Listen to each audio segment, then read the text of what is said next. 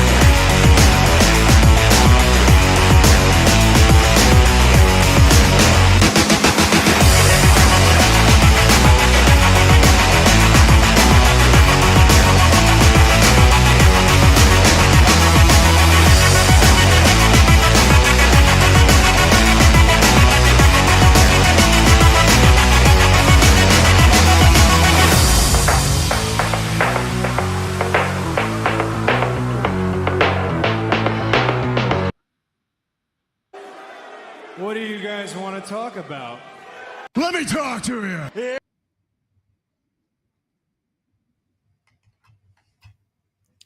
Throwdown Nation, we are live. It is a Thursday night. We are rolling on Instagram, YouTube, Twitter/X, Facebook, and for the first time tonight, TikTok. And it is episode 93 of the Throwdown with Matt. And tonight is going to be fun. Tonight we are throwing down with Florida-based pro wrestler and one of the man-nanas for the Savannah Bananas baseball team. I present to you the Sultan of Swiss, the Great Gouda, the Ayatollah of Gorgonzola, the Chief of Cheddar, the King of Queso, and the Maharaja of Mozzarella. Ladies and gentlemen, the cheese. How you doing tonight, sir? Good. Thank you so much. I'm going to use some of those for my intros, by the way. Awesome. And for those of you that are watching this live, if you have any questions or comments, throw them in the chat and we'll either handle them as we go or do a little Q&A at the end. So we'll go ahead and get started with the first and most obvious question, and that is, how long have you been wrestling? I have been active since 2019, so 6 years now. Gotcha. I know the answer to this, but I'm going to ask it just for the benefit of those that don't, and that is, who trained you? The great, the powerful, the man of machismo himself, Jay Lethal. Well, you know, you could not have asked for a better person to learn from. I mean, that guy has an incredible mind for the business.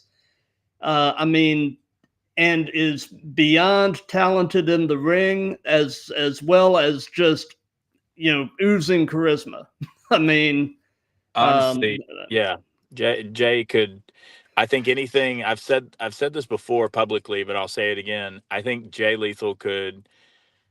He's so passionate about wrestling, it's hard to see him doing anything else. But I think that he has the type of mind and the type of care for his students that he could walk into any industry, and if he knows it, he could teach it to you. So I'm very, very blessed to have such a good teacher, a mentor, and a friend in Jay. Oh yeah. I mean, like I said, you really couldn't have asked for anything more. I mean, what a guy. Oh yeah, absolutely. So in terms of the early portions of your professional wrestling training, what was the most challenging aspect of professional wrestling for you to wrap your mind and body around? Well, I'm a bit of an age cheese. I started a little bit later than most folks start in the wrestling business. I still am. I'm 39 now. I was 31-ish, about 32 when I started training. And really, it's just the sequences, the moves, because I have a heightened sense of adrenaline, and Mhm. anybody who walks out that curtain and hits that ring, and if you're not on fire up here and your whole body's not tingling, then what are you doing? Um, Exactly. so even learning those, I'm so passionate about the wrestling business that even learning those, it took me a while because I tend to, um, as a habit, sometimes it helps me, sometimes it doesn't, but I tend to think 5 steps ahead of where I am. And in wrestling, you can't really do that. In wrestling, you've got to take it down a couple notches, and you've got to be a little bit more in the moment, because if you don't, then mistakes can happen, or something that you didn't plan on could happen. And it took a long time for me to learn that. There are still times that I can struggle with that part of it. And also starting a little bit later, physically, it was a little bit more demanding than it was for me in my 30s than it was for my counterparts, and they're in their late teens and early Right. 20s. Right. So you kind of pulled a Diamond Dallas Page, A little bit. and yeah, yeah. A little bit. So, so and how did the Savannah Bananas gig come about? I know Cody Fluffman is also a Manana. He is. So how did all of that come about for you? Well, there's the cast director, the lead and host of the Savannah Bananas, the young professor Matt Grafer. He and I have been friends for a little while. We got into the business around the same time, and we kind of were running on the same circles, but we never worked on the same show. So before it's all said and done, I would like to make that happen. But Matt talked to me, and he said, "I want you to apply for this thing, and I think the bananas need the cheese." And I was like, "Bananas, cheese, does that really work?" And he was like, "It'll work." He said, "Trust me, it will make sense when you get in Banana Land." And somehow, some way, I've had a really good reception, and it's been great. So that is one thing I'm very, very proud of. I'm very proud to work with such a huge organization that transcends sports and honestly entertainment, to borrow from a buzzword there. But it really gives me a lot of good confidence because I was chosen because Mhm. of my accolades, and because I'm comfortable talking, and I'm comfortable making a fool of myself. So That's awesome. yeah. Well, um, preparing for this, I've sort of done a bit of a dive down the cheese rabbit hole, and your stuff on social media is so entertaining. I mean, I have really it's been a joy finding some of your stuff, and just really quick, I found a short of yours on YouTube that just really entertained me, and I'm going to share my screen and play that really quick, just so people can see a little bit of what you do. Okay. So let me share my screen here.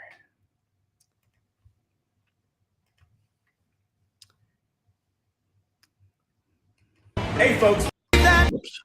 Whoops. hey folks, Big Sweaty Cheesy Boy here. A lot of people ask me, how do you keep so clean, Big Cheesy Boy? Well, here's the newest way in cleanery. It's called Cheesy Clean. Use it on your pits, use it on your unspoken areas, use it on your hammy, use it on your whammy. Pow! That means hit other people with it. Coming to a ring near you, only available at Devoted Brand, baby! But wait, there's more!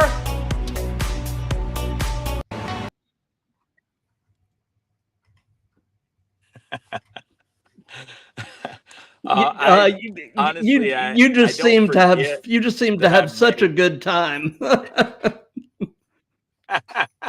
I don't forget when I make something. When I see it, I all the memories start flooding back of how I did it and whatever.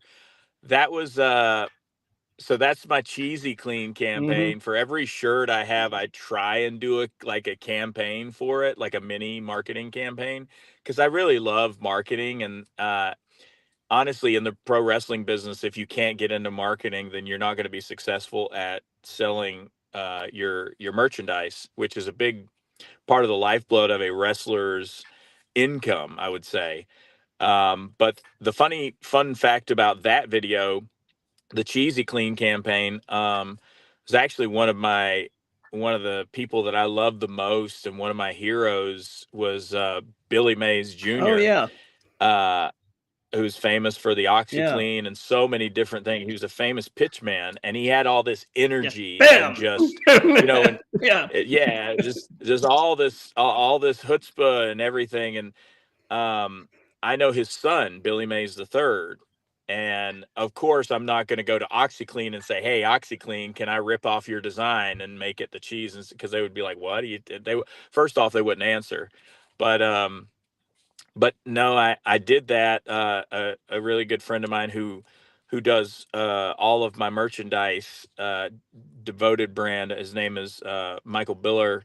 He owns a tattoo shop and a screen printing shop, and he's an artist, a true artist. And he made that the cheese logo that looks like similar to the OxyClean Mhm. logo, allegedly for legal purposes. Um, but I talked to Billy Mays the third, and I was like, "Hey, man, I want to come at this kind of in the same way that your dad would, because Billy Mays Jr. passed Right. away sadly several years back." And he was just like, "Hey, he said, I appreciate you asking. Go for it." And so it was kind of tongue in cheek that I was doing like a Billy Mays Jr. impersonation a little bit, but just kind of, like you said, I had a lot of fun filming that. I love doing silly vignettes and promos like that, because if you're not having fun, then what are you doing? Exactly. Exactly. Speed round. Bray Wyatt. Bray Wyatt, just, and this has been attributed to another individual, but charismatic Yeah. enigma. Absolutely. I mean, such a Um, loss. I have a real quick Bray Wyatt story, if Please, if if I'm please, allowed. yeah. So I was working out at this gym in Tampa, Florida. It was before I started my business, and I was so I had a lot of time to actually work out, and it was before I had a child and all that kind of stuff. And I saw uh, Bray in the gym, and I was working out in a Bret the Hitman Hart T-shirt, because just so all other wrestlers know, it's okay to wear another wrestler's T-shirt while you work out. It's totally fine and Yeah. normal. There's nothing wrong with it. But I went over to him and spoke to him and said, "Hey, I'm in the business. I just want to say, I enjoy your body of work. I like what you do. Keep doing what you're doing. You're an inspiration for me." And he was so humble and so kind to me. And he said, he's like, he was just like, asking me about where I train and all this kind of stuff. We had a great conversation, but he said, "Yeah, I saw the Hitman shirt, and usually the old school guys that love the old school product don't know me." And I'm just like, at the time, I think he was still on like his, either fresh off of it or on his world champion run. He was still like on the tippy Hmm. top of the WWE. And he was, the fact that he was like, somebody might not know who I am, so I did, not going to say anything, was just mind-boggling to Yeah. me, because everybody who knows Yeah. wrestling knows who Bray Wyatt is, and especially at Oh, that for time. sure. And so I've also, I became friends with his sister and did a little bit of business with her, because she has a big real estate business down here. The family does, and they do really well. And they're just incredible Yeah. people, so kind, always so nice when you see them. But talked to his sister, Micah, and I told her that story, and she was just like, that was Wyndham. Yeah. She was like that he was so humble, you know, and she said I can't even begin to tell you how humble he actually was because he was just like that all the Hmm. time. You know, he was very consistent in his humility, and that's something that stayed with me. I've been a fairly humble person because my dad taught me that, but I think that humility is something that has to be continuously taught, and you don't always have to be embarrassed to learn it. Um, so in that moment, I was fortunate, you know, to learn it from Bray Wyatt, the guy who everybody knows who he is. He's like got all this promise and just all this talent in the world. And he was just like, yeah, he's a wrestling fan, but he's an old school wrestling fan, might not know who I am. It's like, dude, everybody knows who Yeah. you are, brother. Like, but it was that was my little story with Bray Wyatt. And I ran into him a couple more times in St. Pete because his family lives in this area. But just such a Yeah. humble, nice I human know. being. I know. And just such a brilliant mind. I mean, you know, probably the most creative mind in just in terms of character in I'll dare say the history of the business. I mean, the guy was just I will say that. Yeah, yeah, I would say yeah. that. So I'm presuming you've been a fan of this stuff the majority of your life. Is that pretty accurate? Yeah, I would say so. I would say since as long as I can Hmm. remember. Um, and I don't want to crush any of your other questions, hopefully, but my origin story with wrestling has been since I was a young child, and again, literally as far back as I can remember. Um, I watched wrestling with my maternal Hmm. grandparents. You know, my papa, he was a man's man. He was a World War II veteran. He was in the coal mines of West Virginia working his tail off just to feed his Hmm. family, and then I got drafted and got into the war, got captured. Like, he's a crazy story. He got captured behind enemy lines and got released, got out of there, and then was when he came back, he went back to the coal Wow. mines. So um, the fact that a dude like that loves professional wrestling is just like there's something about Oh it, yeah. like that works. And his favorite was Sting, so therefore my favorite has always been Sting. And that was just the gateway. There's a lot of different reasons to love Oh, for Sting. sure.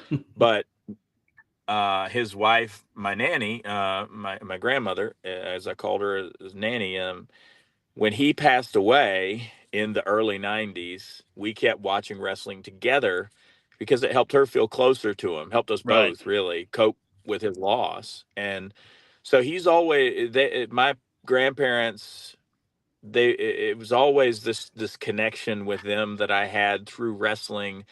We were already very tight knit family. They lived on the same property as us, and but wrestling brought us closer together. So, there's maybe been like a year or two where I wasn't watching and consuming every bit of any wrestling product that was Yeah. out there. Um, but it's been since I could safely say it's since I was been about 3. Got you. Well, what is your earliest wrestling related memory? What's the earliest thing you can remember? Um, the earliest thing I can remember is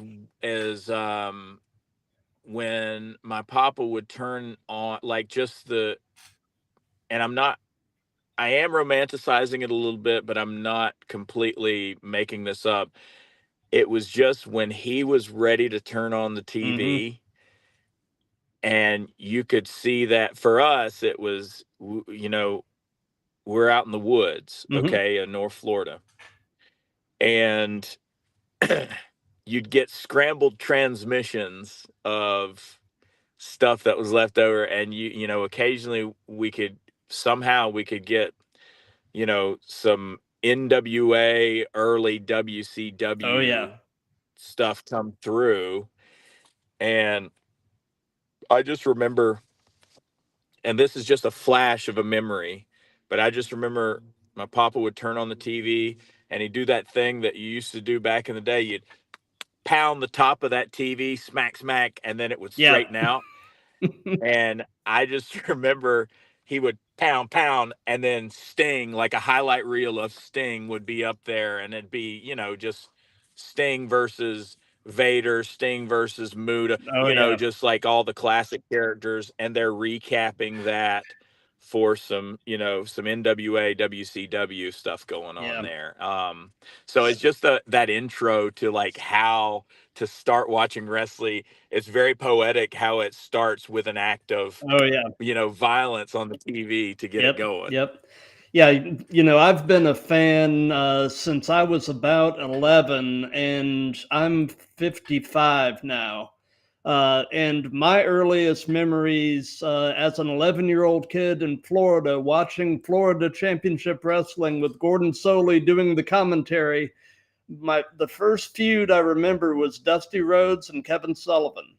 Um, and Oh, at the time, Sullivan was doing the whole satanic gimmick, and he had the Army of yeah, Darkness. He had Mark Lewin, the Purple Haze. I mean, yeah. it was great. But when you're 11, man, Kevin Sullivan was a scary dude. I mean, He was to me as well, and all throughout my childhood. And I remember meeting him years mhm. later. Oh Total yeah, sweetheart. What a nice yeah, guy. Like, I'm very lucky, by the way. Like, I won't say all, but most of the heroes and the people that I grew up watching that I've hmm met have turned out to be just really nice yeah. people. Several years ago, interestingly enough, I was at a comic book convention here in Atlanta, and I was just walking through the convention floor, and sitting at a table over in the corner with nobody paying him any attention was Raven. And so I went over and I had about a 30-minute conversation with Raven. And again, just a really sweet, down to earth man, and really had just a wonderful experience with him. So yeah, I've got nothing but good to say about Raven. We had a great conversation. Good deal. So, at what point in your life did your fandom take a turn and you started thinking, I think I could do this? Was there a particular point? Yeah, actually, it was so it was there was a delay between the time I actually did it, but when I started watching some more independent wrestling, um, I've watched different bits of independent wrestling, mainly here in Florida, um, before I got into the business, and it was several years ago, probably in 2010, 2011. I went to a show at a middle school in Tallahassee, Florida, and there were a bunch of guys who were just a who's who of the Florida independents during that time. Um, Guys by the name of Simon Says, Vordell Walker, um, Corey Chavez, and the late Francisco Chiazzo. And Simon Says and Francisco Chiazzo were doing different programs all over the state, but they were consistent in this Kings of Florida thing that they were doing. And Says was just so charismatic, and he just had these promos that were just out of this world. And Chiazzo was just, he looked the part, he looked tough, and he was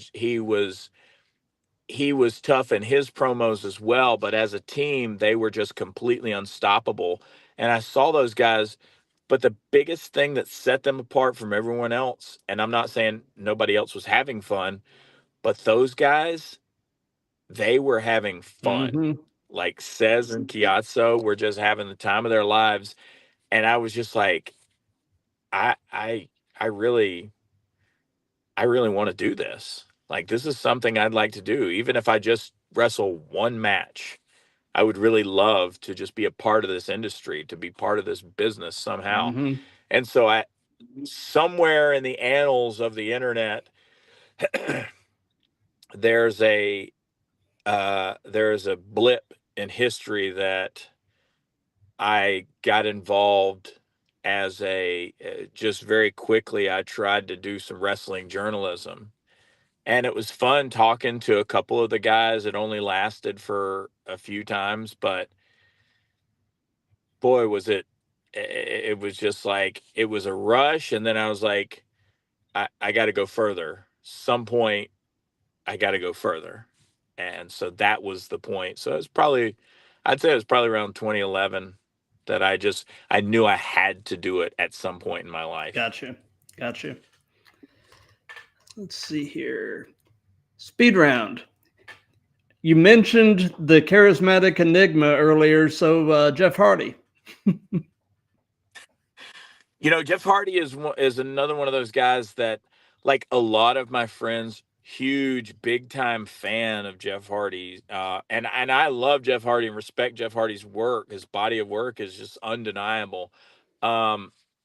He was never in the top 10 for me, but I could see why he is easily identifiable for a lot of kids, and a lot of adults too, obviously, but a lot of wrestling fans in general.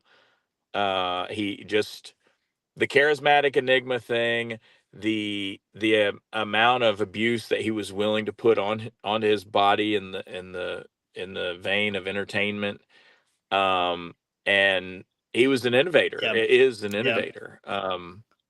He was doing a lot of things that a lot of people were not doing or were scared to do, that now he kind of set that standard, that template for people to be able to do those things. Right. The unfortunate thing that I feel about Jeff Hardy is, with his demons, with substance abuse and such, if he could have managed to stay out of his own way, he could have been probably even bigger than he got to. Yeah. And it's a shame, but I mean, everybody has their own path, and he seems to finally be on a good path. So hopefully things will stay that way for him. Yeah, I hope him nothing but the most health and happiness for him. Sure. Honestly, I hope that he's doing something cool with NXT right now, and Matt being the TNA Tag Team Champions. I hope that when he decides to hang it up, he's able to do it on the highest note possible. Absolutely. So away from wrestling, what are some of your other hobbies and interests? My biggest hobby and interest and passion is my daughter. I'm a dad, and my wife, we have one more child on the way. That's great. But yeah, it's my daughter, and it's my friends, some of my best friends who were the only friends that I've had since high school, but they're my only friends that would watch wrestling with me. And we recently had a trip up to the Blue Ridge Mountains in Georgia, and we rented a cabin and just hung out, and we grilled out, we explored a little bit out there. We had some bonfires, and it was just a fun several days. But there was, most of the time we get back and we watch some old wrestling, and it was it was a lot of fun. But just loving, really. I have a business, so that takes up quite a bit of time too. But it's really just taking every moment that I can to give as much love and make as many moments with my family as I can. That's awesome. Yeah, My wife and I have a 15-year-old son. He's a sophomore in high school, and we're in the middle of lacrosse season right now. So he's quite busy these days. But yeah, man, He's busy and tough if he's doing yeah, lacrosse. yeah. But yeah, man, there is nothing like being a dad. So, how old's your Absolutely. daughter? Yeah. She is 2, and her we also we're not gonna we're gonna do what we did with her, and we're gonna wait to find out whether it's a boy or a girl. But my wife is due in June, and so she'll be 2.5 when the new baby comes, and we believe that that's probably like a really good sweet spot for for their age Yeah, difference. yeah. So So, this is mostly a wrestling related show, but we do touch a little bit into pop culture. So, and I'm always looking for recommendations. Are you watching or listening to anything cool right now? yeah, so I am being in. Okay, so what I'm listening to is a lot of Hmm. audiobooks, because with the nature of traveling for entertainment, traveling to wrestling shows, traveling for Banana Ball, and with my business, I spend quite a bit of time driving as well. I listen to a lot of audiobooks. So what I'm listening to right now is Jesse Cole's book is Fans First. Um, a fantastic read or listen if you're able to, or any of your listeners are interested in that. It's just a great book on. It extends into the world beyond baseball and even Hmm. entertainment. Um, it's a very good listen, and it will help anybody who has even just a regular business to it'll help you habitually, and it'll help you in the way that you kind of approach your day to day and bigger situations. Um, what I'm watching, my nephew just wanted to watch that he had never seen, and he's just getting old enough to do so, but he had never seen the uh, Captain America, the first Avenger Oh, yeah. movie. So I'm revisiting the Marvel movie. I'll be honest, in the last couple of years, some of the ones that have come out, I've fallen behind Hmm. on, which is, it's kind of weird for me to say that I've fallen behind on stuff, because I used to work at Ah, Blockbuster, which, oh, yeah, yeah. I'll tell you how old I am and how immersed in pop culture I was for such a long time. But I'm now kind of behind on some things because my life is fragmented into many different wonderful pieces. Um, but I'm going to catch up on all those Marvel movies. So I told him, I was like, if you want to watch more, just let me know and I'll watch more of them with you. So, Interestingly enough, my son and I are doing the same thing. We're going. I'm rewatching the Marvel movies with him. We're going through it in the chronological order. So that's been kind of oh, fun. it's so fun. That's so fun. So, what is your favorite thing about St. Pete? Um, so, I would say how, honestly, we're the perfect time of year right now for it, because when the weather's just right. In Florida, it's either too hot or too muggy or too whatever. We don't really have Right. seasons. But right now, we're getting a couple cold snaps here and there. And when it's this type of weather, you can go with a windbreaker out on and just peer out into the ocean. And um, my wife would disagree with me on this, because she thinks she used to live in Atlanta for years before she moved down here, but she says that Atlanta has better restaurants. And I didn't live in Atlanta. I've been to Atlanta many times, but there are a lot of good restaurants in St. Pete. Um, and the view, I would say, the views that you get in different parts of the city are good. You can go to the St. Pete Pier. You can go to many of the various parks, which are typically overlooking the water. Um, there's a lot of nature that you can get into. I've been here for probably like I'd say about 15 years Hmm. now, and there's still new stuff that I can discover and find in St. Pete. And it's just overall, it's a beautiful city, but you have to be willing to deal with the heat. But since I'm a native Yeah, Floridian, it's in my blood. So got you. But yeah, I'm about 35 miles northeast of Atlanta, so I've been up here since 1983. So I mean, if I lived in Florida for a number of years, but I mean, if I'm from anywhere, I guess I'm from here pretty much. So. right, yeah. So they say that the best wrestling personas are kind of yourself turned up to 11. So tell us a bit about in-ring Cheese and kind of compare and contrast him with everyday you. That's an interesting question. I would say in-ring Cheese and Cheese, the persona of Cheese as, as, uh, is me. It is true. It is me turned up to about 11, but it's more like Mm-hmm. 15.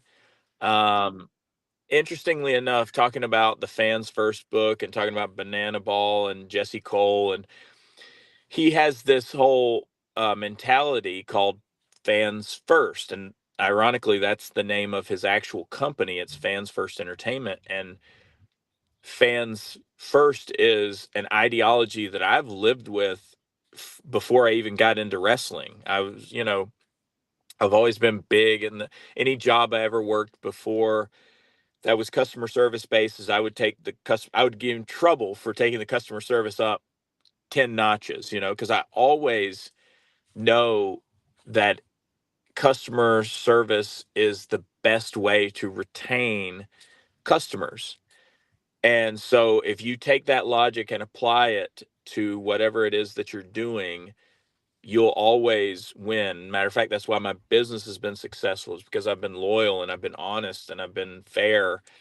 Um, but so in my day to day, from my business to the Banana Land stuff to just, I dare say, how I treat people in my day to day life, um, I try my very level best to ensure that people feel seen and people feel that they're, you know, that they're somebody's being honest with them. And in wrestling and in Banana Ball, I take that up as the cheese, because I'm the cheese in Banana Ball and in wrestling. So I take that up as many notches as I can go. Matter of fact, um, before I started my day today, I sent out, 3 care packages for fans, just because I told this kid's parents that I would, I told these other folks that I would, and it brings me so much joy. It's it really just goes back to wanting to be seen, wanting to be heard. Um, and like I was talking about, I've been very fortunate for most all of the wrestlers that I've met before I, got into the business, or I watched them before I got into the business. Um, I just, I wanted to, they made me feel the way that I hoped that they would make me feel, if that It makes does. sense. Yeah.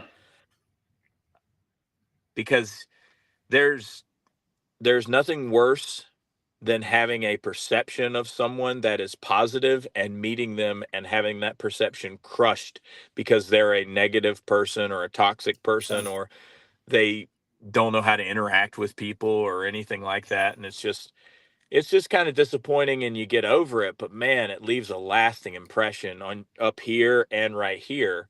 So for me, as the cheese, I don't infantilize anybody, but I certainly treat them the way that I would want somebody to treat young Cheese, a young me from ages 3 to, I don't know, 14 or 15 before I really understood how the world worked. And so I just take that and I just do it. It's as simple as that. So I would say it's just, it's very similar. And I think that there are people on the internet that would attest to that, thankfully. But yeah, I love people. I love talking to them. I love getting to know them. And I think everybody deserves an opportunity to be seen and heard. Absolutely. So tell us about your very first match. What was it like? How did it go? What were your thoughts going into it, thoughts coming out of it, all of that? Well, when I told myself back in, the early 2010s that I was going to get involved in the wrestling business somehow after seeing, you know, Simon Says and Francisco Chiazzo just kind of blow me away and let me know that this can be done and it can be fun. I made a promise to myself and a promise to my, grandparents, um, who have gone on and passed away, that I just want to do this to prove it to us as a group that I can do this, that I will get in the ring that we watched together as a family, and they will be watching me. And I wanted to do just one match. And so went to Jay Lethal School, trained real hard, um, got to the point where Jay said, "All right, it's time for you to go and do your thing." And it was, what a lot of people's first match is it was a battle royal, and it was a memorial battle royal for a wrestler who had passed away, who was on the local indie scene here, and it was a memorial show, and I I bought boots and I bought gear, all professionally made, and I had promo photos, and I was just so excited and uh just the adrenaline just took hold. And I had a couple of people that were just like, nobody had ever seen me or heard of me except for my peers. And I had a couple of people that were like, "Hey, the Cheese, I love Cheese. That's great, blah, blah, blah." And it just became this thing. And I just absolutely fell in love with it. And, it was kind of, I guess you could say it's a prayer, but it's something I personally privately told my nanny and papa. I said, "Hey, I'm doing this one. This is for us. You guys can watch it on repeat as long as you want. And then I probably will just slide back into my normal little existence." And going into it, like I said, all the feverish highs and just it didn't matter that all eyes weren't on me. It didn't matter that nobody, there was nobody cheering for me. There was nobody that I knew uh, that was in the crowd. I didn't tell anybody. I didn't tell any family members or friends or anybody that I was doing it, that I was having my first match. And I just did it. And I did it for me and I did it for Nanny and Papa, which was a roundabout way of doing it for Right. myself. And going in with that knowledge and just saying, "All right, I'll be one and done." And I get in there and I get that feeling, that energy. And even though I was dumped out earlier than I was supposed to be by a guy who was just like, "You got to get out of the ring now," and he just throws me out. And I heard a couple of people booing, and they're like, "It's okay, Cheese. You can do it next. You'll get them next time," And it was some generic comment like that, and it just meant the world to me. And I was just like, I just had those jitters, and I was like, I got to do this again. And so one match has turned into hundreds, and here we are. Awesome. So, we've heard about the first match. Now, if you can narrow it down, tell us about your favorite match that you've been a part of. That one's tricky. For a lot of different reasons. But I would say I think because there are a lot of great matches that I've had. I've had opportunities to work with great folks like Bushwhacker Luke, like Shark Boy. They've both been on tag teams with them, not worked them individually. Uh,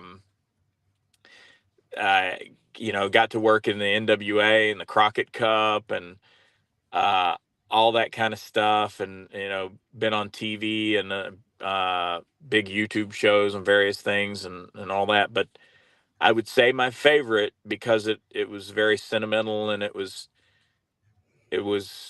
poetic and beautiful, but also humbling, was when I got to work against Jay Lethal. And it really, the way that he did it, and the way that the match went down, it really just let me know, like, it was his way of saying, hey, you've done well. You know, and he said it in a promo. It lives out there on YouTube. But it was just such a beautiful moment, because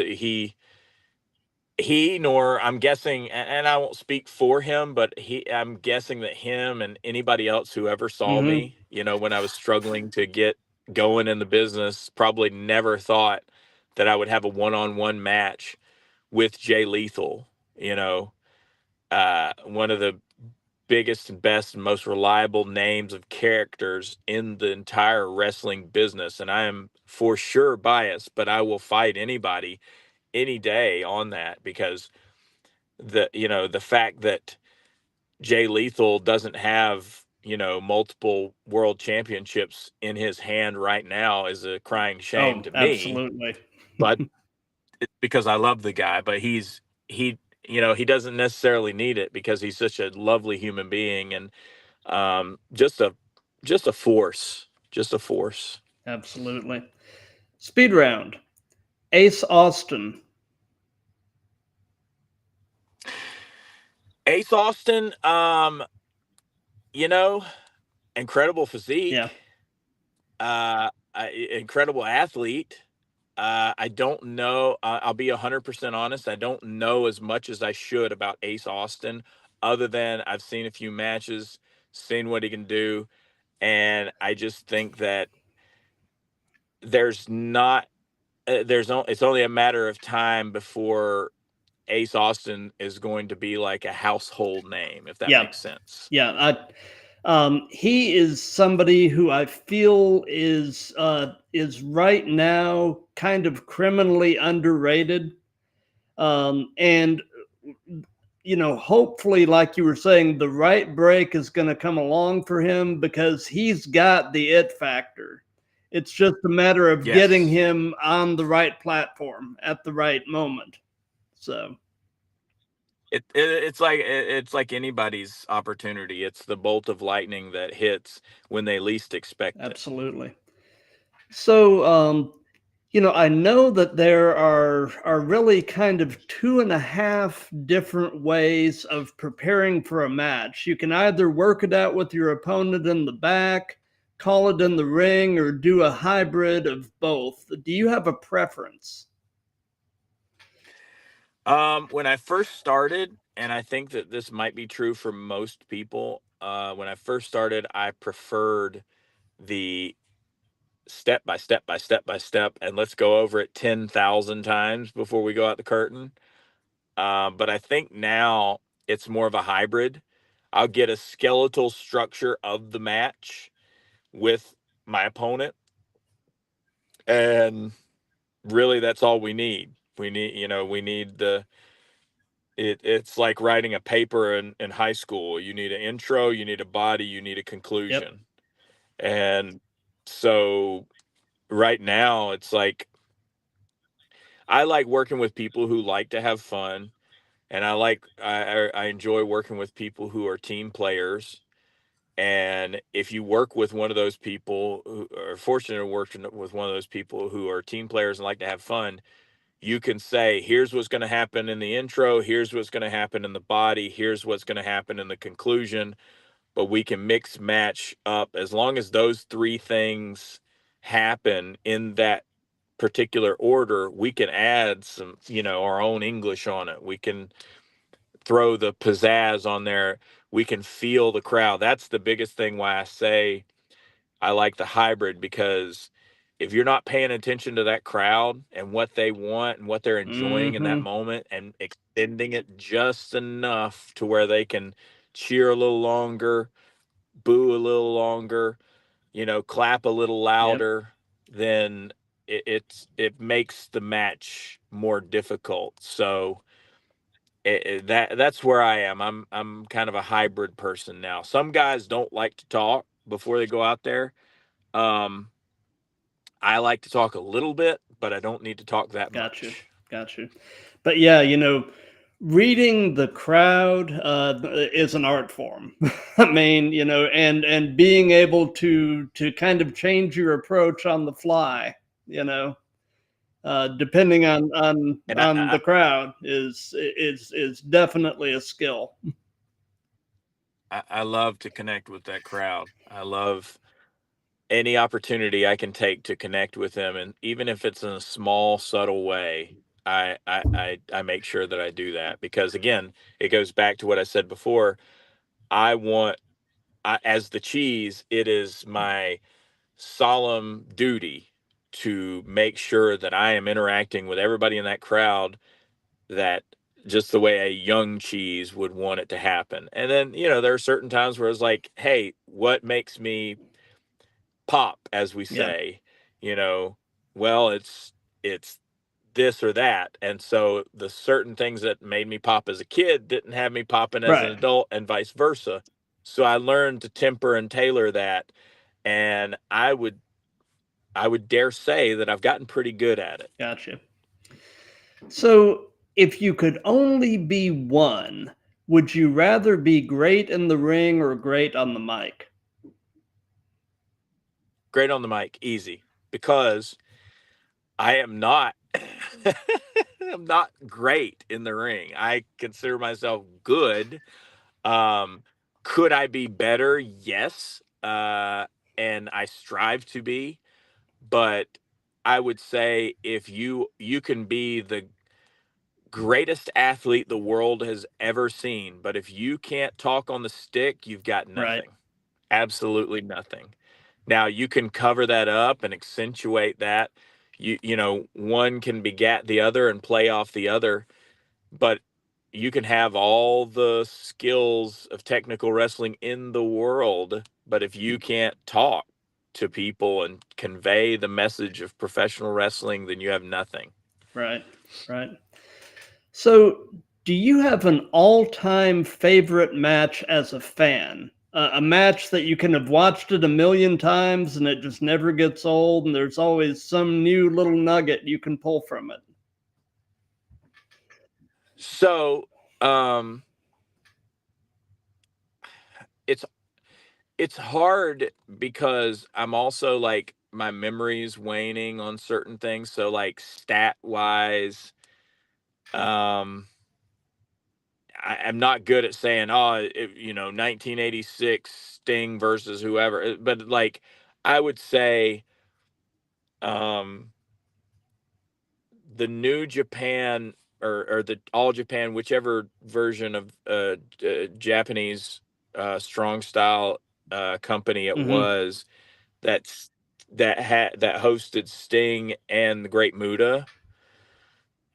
Like, those series of matches were just fantastic for me. Obviously because Sting, but also Muta was just such a incredible performer. And so I won't sully the memory of those matches and that program to say, if you watched one, you watch them all, because that's not true. But you get this feel like you could take any one of them and watch them and say, holy smokes, this is the greatest thing I've ever seen, especially if you've never seen it before. But from Muta not saying a word Yep. in English and conveying that he's the big bad guy and the Mm-hmm. heel and the mist and everything, to Sting also not having to say a word with the flat top blonde crew Yep. cut and the big muscles and the tan body and the fluorescent big colorful tights and personality. You cannot tell me that, that is not the fundamental thing, because both of those guys, both of them knew exactly what they were doing whenever they were reading that Yep. crowd. And so, while it's extremely difficult for me to nail it down and say, oh, it's this and this. If you were to ask me, modern, it was Taker and Shawn Michaels when Shawn Michaels Yep. retired, like actually retired, his final match, um, it just, that's what I would say if I was forced to. But if in my heart, it's Sting, Muda, all day, every day, anything you could get in the 80s and the 90s. Mm-hmm. Like, it is a what to do as a wrestler, and it is a what to watch as a fan, for sure. Absolutely. Sting and Muda had a special chemistry too. I mean, those two guys. I Yes, mean, they played off of each other so well, and I mean, they were usually rivals, enemies, whatever, but you could tell there was respect there, and yeah. absolutely. Um, so and this can be present day or past. Who would be a dream opponent? Who would the cheese love to work?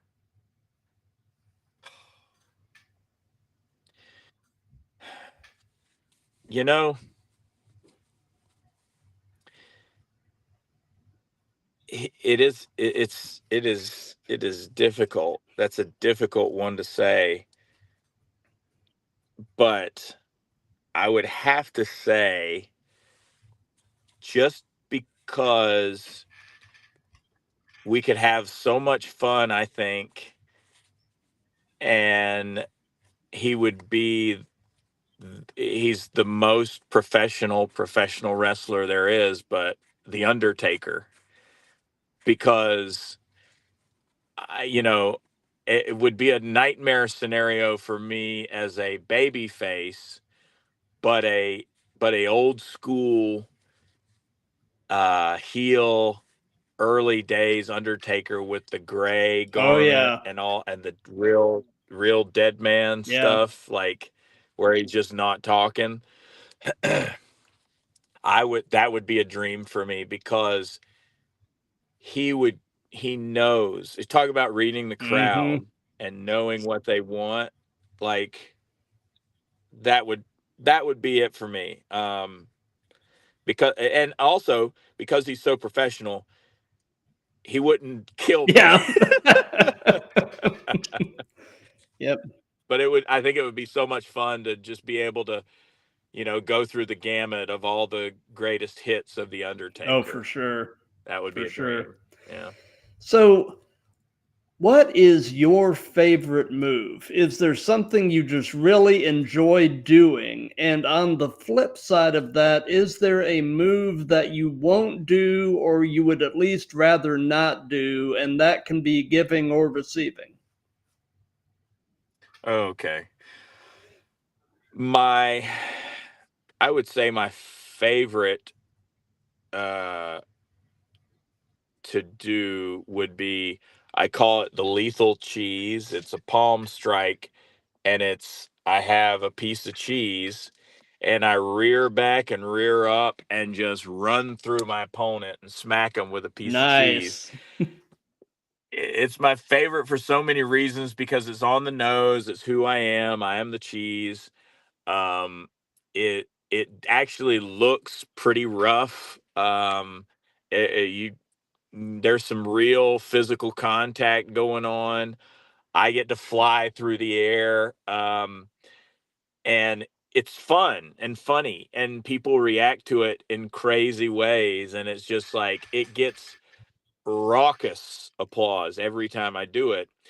And it's a move, because believe it or not, you do have to be shown how to slap someone properly.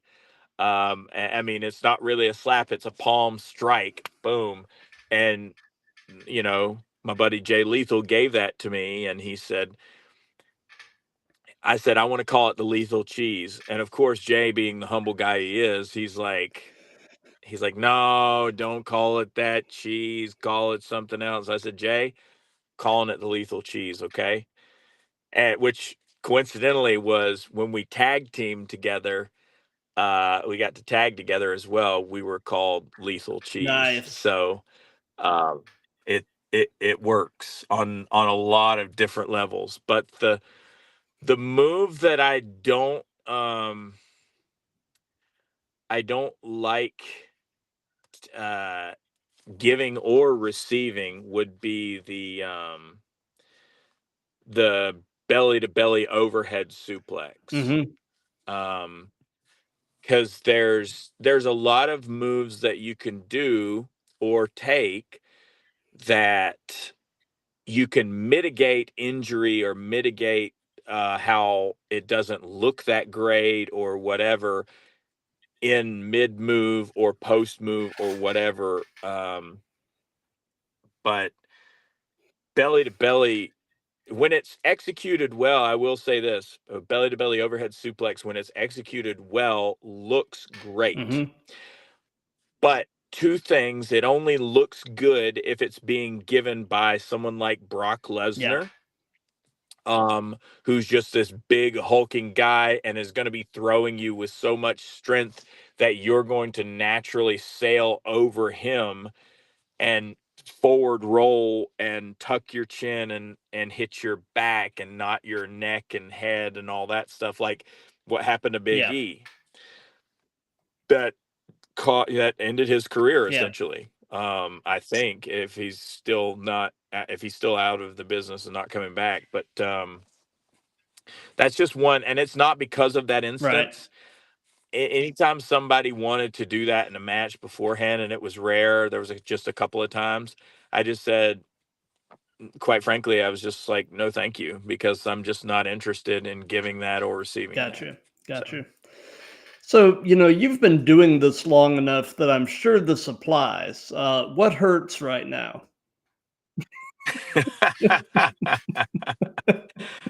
Or what doesn't hurt? Well, that's the easier question. No, I would say right now, honestly, it's my feet and ankles, but that's not necessarily because of wrestling. At this point, it's because of trolling through hard concrete stadiums with banana ball. Yeah. No, I work a pretty physical. My business is pretty physical. It's property Mm-hmm. maintenance, so I'm on my feet quite a bit. I'm doing a lot of lifting.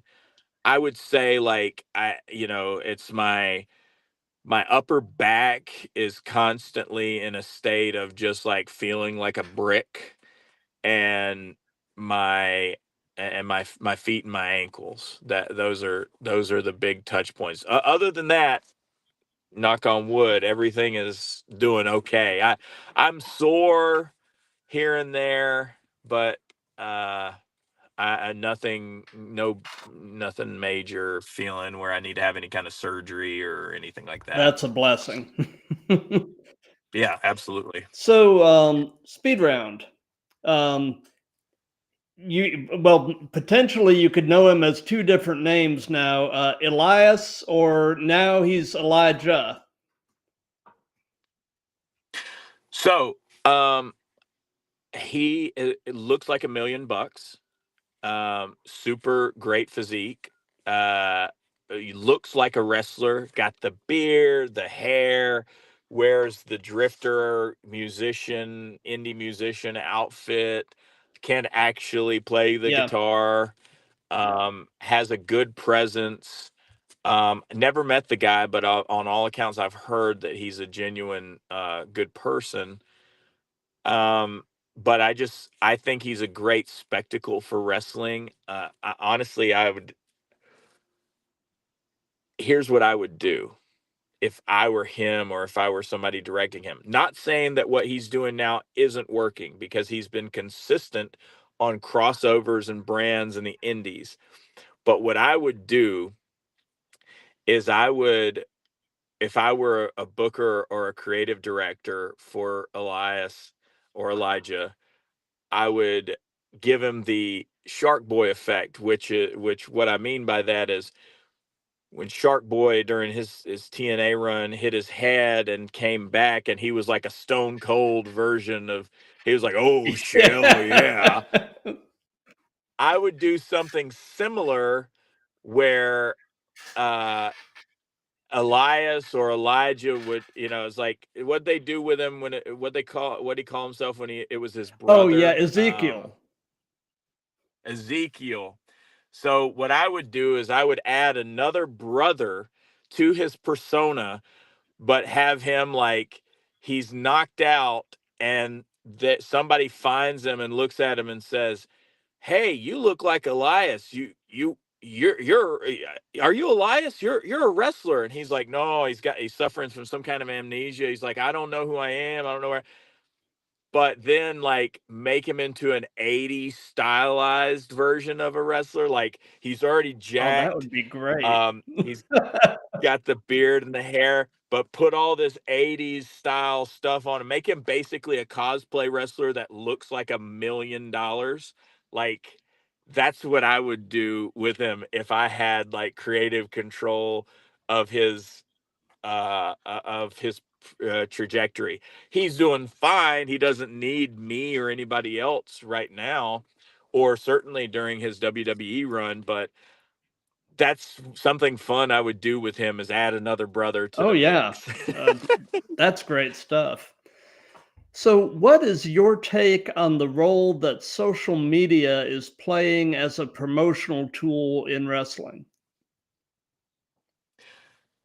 It is the biggest opportunity and missed opportunity that wrestlers have now.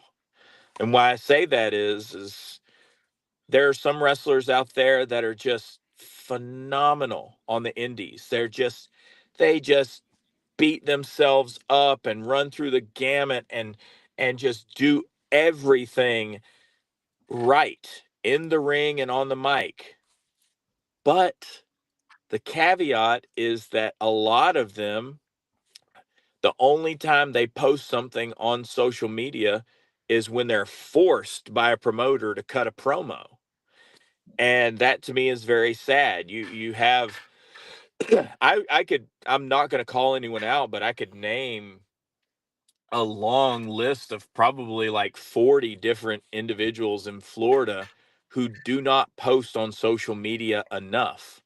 There are some that go overboard with it, so there's a balance, but mostly the ones that don't post enough are just these, guys that are just so full of talent, and girls, they're just so full of talent, but they're just like, they'd rather, and maybe there's some reason for that, legitimate reason, but I would say to any of them, as I would spend every waking moment you can making sure that you put something out there on social media, because we've talked about the 80s and 90s of wrestling. They didn't have Right. that. Indie wrestling existed back then, but they didn't have this free tool that you could just boop, Yep.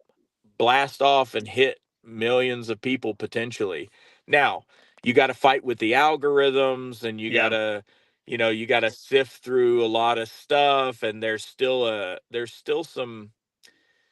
I think it's a great American pastime, pro wrestling, but there's still some there's a stigma around it in certain circles where people who think that they're too highbrow for wrestling won't enjoy it, and they're not going to pay any attention to that. But wrestlers just have to break through that. I don't. I have a lot more followers and a lot more engagement on social media than a lot of people, a lot of wrestlers in Florida. but I still, in my opinion, I don't have nearly enough. So I'm out there fighting, trying to get more, and trying to spread the good word of cheese and pro wrestling and banana ball and all the stuff that I love.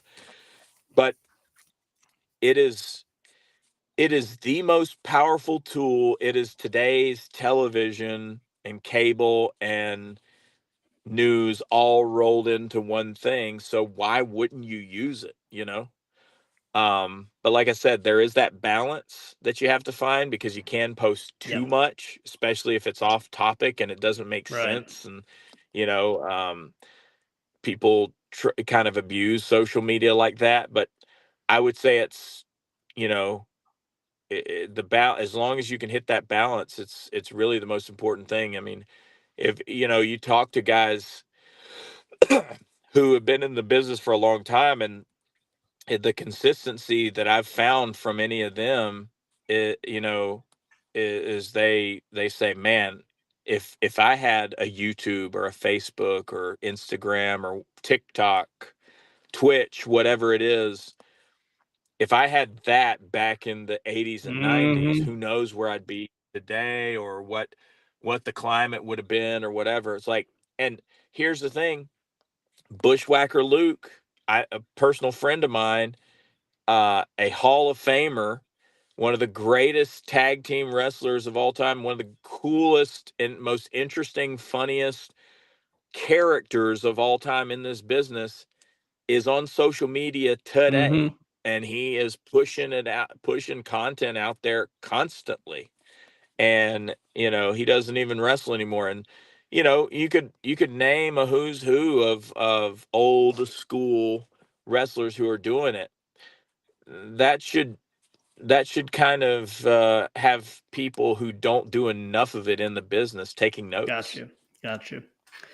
So knowing everything that you know at this point in your life, if you could give any advice to your younger self, what would it be? Oh, man. Well, I've gone back and forth in this in the last decade, because I went through a divorce, and which you could argue that I moved down to St. Pete for the wrong reasons, because I was in the wrong relationship and got divorced. But it also led me to my wife, and led me to being a father, and led me to pro wrestling. So I thought about that, because, like, I used to struggle with when people would say, "Oh, I wouldn't change anything. I wouldn't change anything." I used to think, I'd change a lot of stuff, you know. Um, but but now I'm just kind of like, yeah, I think everything settled the way it's supposed to settle, and even every day, every action, every step that I take now is gearing towards whatever the next thing is. So you got to kind of live in the moment, right? But um one thing that I will consistently say, and I say it to younger wrestlers, younger people, that I'm able to talk to, and kind of dole out some advice when they ask for it, is stop being concerned with what people think of you.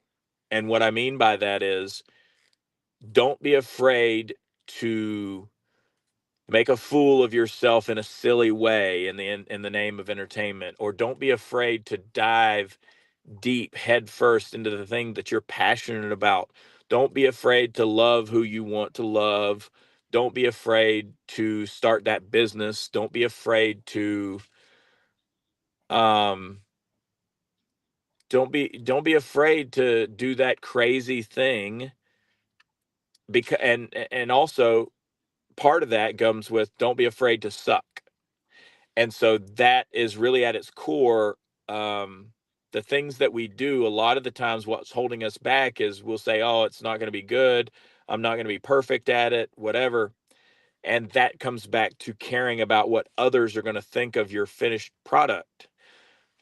My thing is, and a lot of talking heads and influencers and media say this, but it really is a true statement. You have to suck, you have to fail at the things that you want to do before you can get good at them. Yep.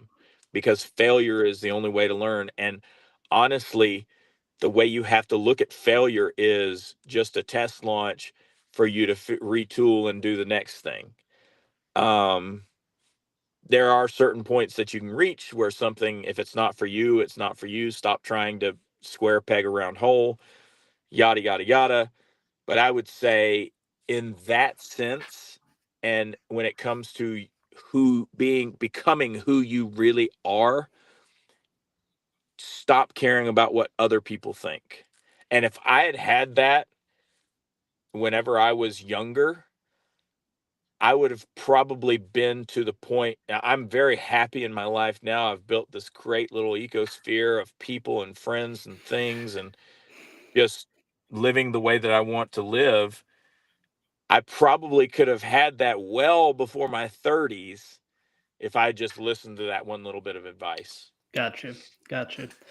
Well, something that we've done in all of these that's just been kind of fun is we've let the current guest pose a question for the next guest. So last night I had a female wrestler from New Orleans by the name of Lucky, and I told her that you were coming on, and the question that she posed for you is, has the Savannah Bananas gig in any way helped you in portraying your ring persona or vice versa? I would say it's it's vice versa, or almost equality. It has helped because I have thought of, there are different things that I can do to increase the fan experience that I've learned from being with the Savannah Bananas. Like, there's just a lot of different examples, but merchandise wise, or just like making the experience better for people, making it more fun at shows, adding certain elements to what I do and what I bring to the table. I would say it's increasing the my ability to just continue to entertain. So it has helped me. From being part of the Bananas has helped me, but one hand feeds the other, in the sense that I had all this knowledge, and it's honestly, it is a lot harder being a pro wrestler than it is being a banana. Um, because everything is on you. Now I'm kind of part of an organization that is like, a lot of the things are just there for you, Right. and you just have to take advantage of it. So they have helped each Mm-hmm. other. I'll say it like that, if It that makes does. It sense. does. So, since this is part of a series, do you have a question that you would like to pose to the next guest? And I can go ahead and tell you who the next guest is. It doesn't have to be particular to this person. But my next guest this Saturday at noon Eastern Time, I actually have a wrestler. He's actually a wrestler from Ukraine who is presently residing in Spain by the name of Jake Kobe. So I'll be Okay. talking to him at noon on Saturday. And like I said, the question doesn't have to be particular to him, but is there a question that you would like to pose to the next guest? I think it can pose to Jake, Mm-hmm. right? I think it would work for Jake, but it also would work for any Okay. wrestler.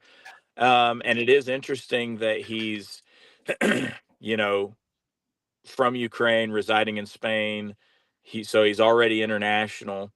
But what I would say is, what I would ask him is, what are you doing right now to further your brand, to bring you to the promotions that you want to? I'm assuming that at some point, or he already has worked in the States. But I would say, what are you doing to further your brand? You know, whatever your gimmick is, whatever your character persona, whatever it is, what are you doing to further that in order to make your wrestling dreams come true? Whether it's wrestling more international dates, um, pumping up merch sales, becoming bigger on social media, stuff like that. That would be my question to Wow, Jay. that's a good question. I think he'll enjoy that question actually. But we're pretty much at the end of things now. So, do you have any upcoming shows or anything at all that you'd like to give some hype to? Yes, as a matter of fact, I do, my friend. Coming up on March 15th is going to be a really, really big day for me and the Savannah Bananas and everybody in Tampa Bay. We have sold out Raymond James Wow. Stadium, the football team, the football stadium for the Yeah. Buccaneers.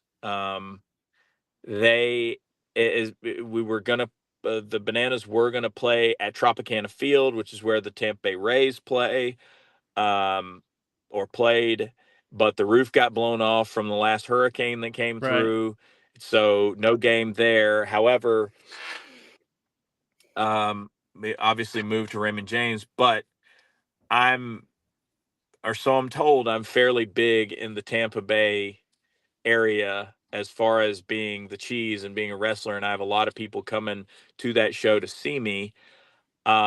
But I would like to give some hype around that. We've sold out at 65,000 plus Wow. people.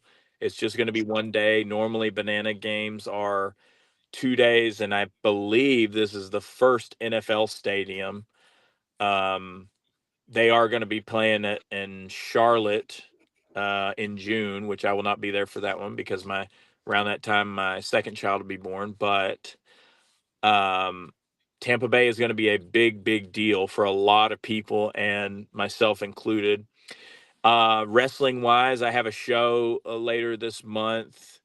I believe it's the 23rd. I think that's correct. It's for a promotion called Pro Wrestling Action. Uh, and it's a Western style themed show. Wanted Dead or Alive, I believe is the name of the theme. But Pro Wrestling Action, to those who haven't heard of it, who haven't seen it, a lot of people have. Go check it out. It's one of the most fun promotions in Florida.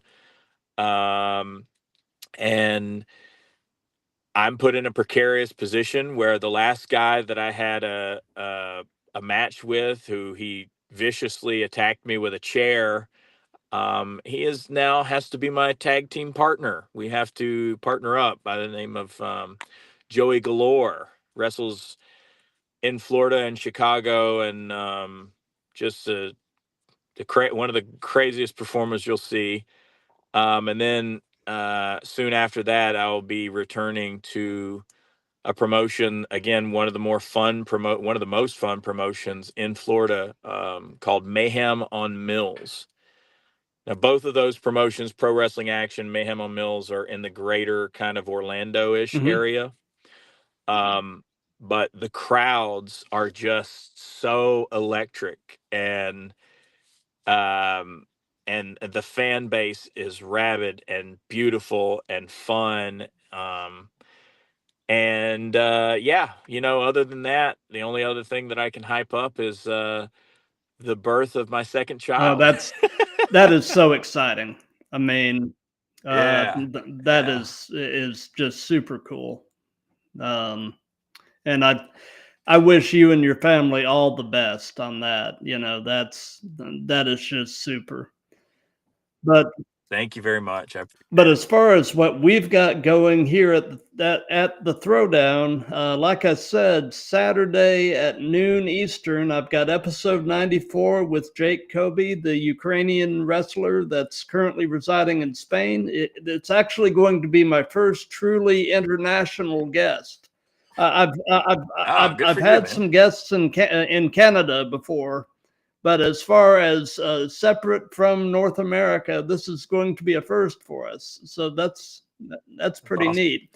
And then on Monday the 10th at 7 Eastern Time. I've got episode 95 with actually a pro wrestling commentator based here in Atlanta by the name of Don Miguel.